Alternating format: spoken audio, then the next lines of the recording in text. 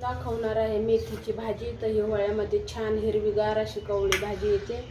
तर हिवाळ्यामध्ये नक्कीच अशी भाजी बनवून खा, खूप छान असते आणि शरीरासाठी सुद्धा खूप चांगली असते हिवाळ्यामध्ये भाजी। तर आता हे कढई गरम झाली आहे आणि तेल टाकूया फोडणीला।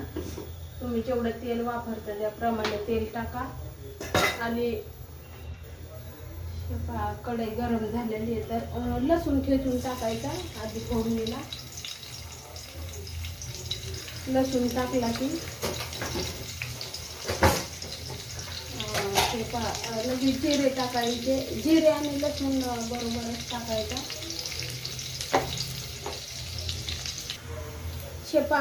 जिरे आणि लसूण असे लाल झालं, चांगलं परतून झालं का हिरवी मिरची टाका। बारीक चिरून घेतलेली हिरवी मिरची किंवा तुम्ही लसूण हिरवी मिरची त्याची कुटून सुद्धा टाकू शकता मिक्सरमध्ये। तर आता सगळ्यात आधी भाजी टाकायची आपल्याला। चांगली 2-3 पाण्याने 2 पाण्याने तरी स्वच्छ धुवून घ्यायची भाजी। निवडून बारीक चिरून घेतली आणि त्यामध्ये टाकायची ही मुगाची डाळ स्वच्छ धुवून घेतली आहे बा।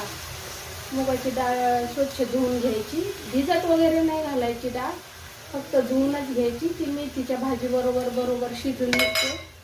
तर आता हे सगळं मिक्स करूया। हे आता चवीपुरतं मीठ टाकायचं आहे आपल्याला आणि मीठ टाकून झाल्यावर शेंगदाणे भाजून त्याचा कूट करून घेतलेला आहे पहा। आपल्याला पाहिजे तेवढं तुम्ही टाकू शकता कूट। छोट्या चमचनी 2-3 चमच टाकलाय। आता हे सर्व मिक्स करून घ्यायचं। हे छान मिक्स करून घेतलंय सगळं आणि ह्या भाजीला अंगचंच पाणी सुटतं। आपण धुवून घेतलेली असते ना भाजी आणि हिरवी, त्याच्यामुळे मीठ वगैरे टाकलं पाणी सुटतं त्याला। पाणी वगैरे टाकायची काहीच गरज नाही आहे। आता एकदम स्लो करायचा गॅस, एकदम खूप म्हणजे खूप बारीक करून ठेवायचा आणि त्याच्यावरती हे झाकण ठेवायचं पहा।